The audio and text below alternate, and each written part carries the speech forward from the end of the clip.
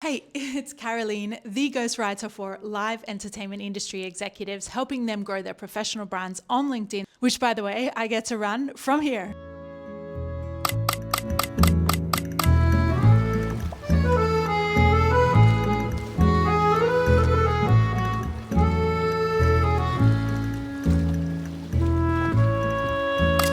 Can you create a perfect client experience? This is a question that I've asked myself all week. I'm back home in Cyprus after traveling and working on the road for over 3 weeks.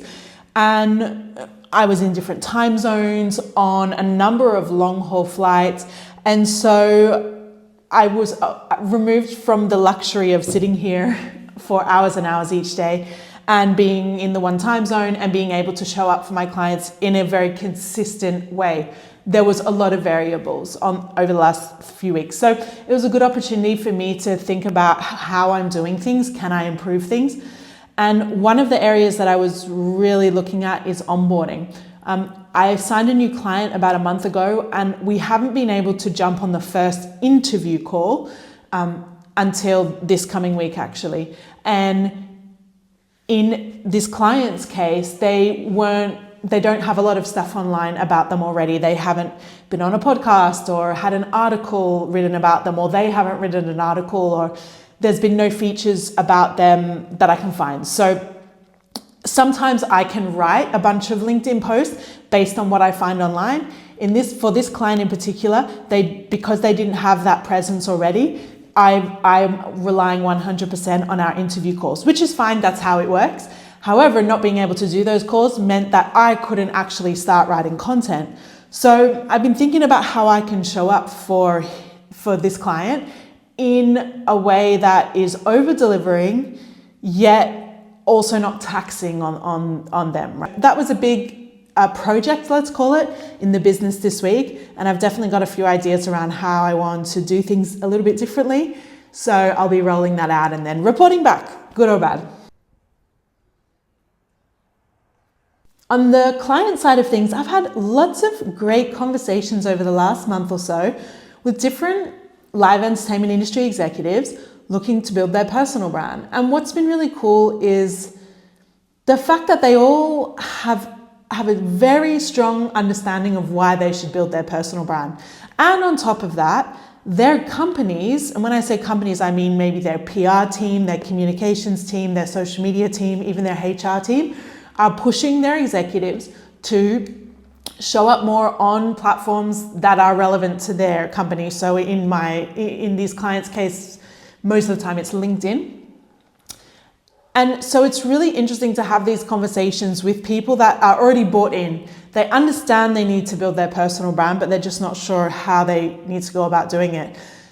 Also on my side, it's been interesting because these conversations and knowing that companies are really pushing their executives to do this is another leverage point that I can use when I am actually talking to prospects who are interested in working together.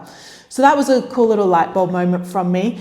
And it was just great to hear from lots of different people in the industry. I've had about 10 calls over the last month, and it's just fascinating to learn about their story and learn about the goals they have with their personal brand, because there's a lot of commonalities, obviously, but there's also some really some specific goals that they have that are unique to each person and obviously the company they work for. So yeah, a great month of calls, different prospects or just people, contacts in the industry that I know. And one LinkedIn tip for you that you can implement straight away is writing casually, writing like you were having a conversation with someone over coffee. I think there's a misconception, especially at the executive level, that you have to come across very formal, polite, intelligent, use big words, dive into that thesaurus. And it's just not true.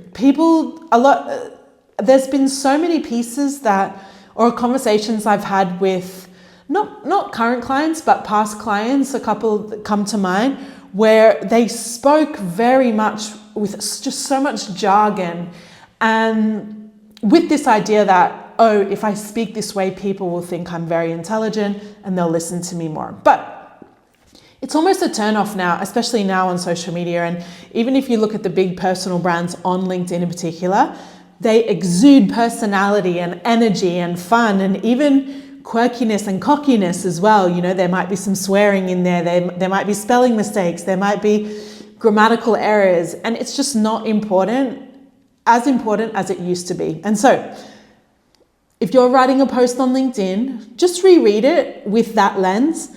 And if it doesn't sound like you're sitting there having conversations over coffee with somebody that you know, then try to rewrite it and try to make it a little bit more casual. I promise you, you will get much more engagement if you do that, as opposed to a stuffy, professional, media release, corporate jargon type post. So give it a go and let me know how it goes. Hey, that's it. Another week of running my ghostwriting business here in beautiful Cyprus. Looking forward to whatever happens in the upcoming week and reporting back to you. I will see you next Sunday.